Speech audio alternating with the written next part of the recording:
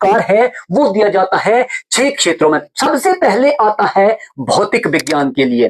भौतिक विज्ञान के लिए ये पुरस्कार दिया जाता है। आगे मैं इसकी एक कहानी बताऊंगा आपको, बहुत ही इंटरेस्टिंग कहानी है। पहले ये दिया जाता है भौतिक के लिए, भौतिकी विज्ञान पहले ही आता है, भौतिकी विज्ञान के लिए दिया जाता है। दूसरा आता है रसायन विज्ञान के लिए, दूसरा रसायन विज्ञान के लिए, दूसरा रसायन विज्ञान के लिए दिया जाता है। और जो तीसरा है, तीसरा जो है वो शारीरिक क्रिया या जो शारीरिक क्रिया का जो विज्ञान है, शारीरिक विज्ञान है यानी चिकित्सा के लिए, उसके लिए दिया जाता है। किसके लिए दिया जाता है?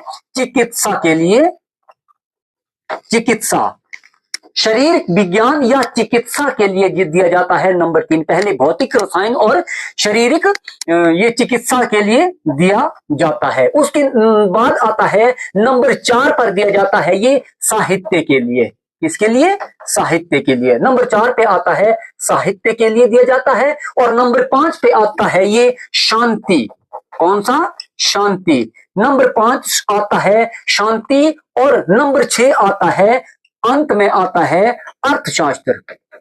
अर्थशास्त्र के लिए ये दिया जाता है। किस किस के लिए दिया जाता है? सबसे पहले आता है भौतिक विज्ञान, फिर आता है रसायन विज्ञान, फिर आता है चिकित्सा, उसके बाद आता है साहित्य, उसके बाद आता है शांति के लिए, और अंत में आता है अर्थशास्त्र के लिए। ये 6 स्थानों पर दिया जाता है।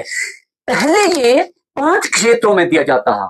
जब इसकी अनाउंसमेंट हुई थी तो ये 5 क्षेत्रों के लिए दिया जाता था।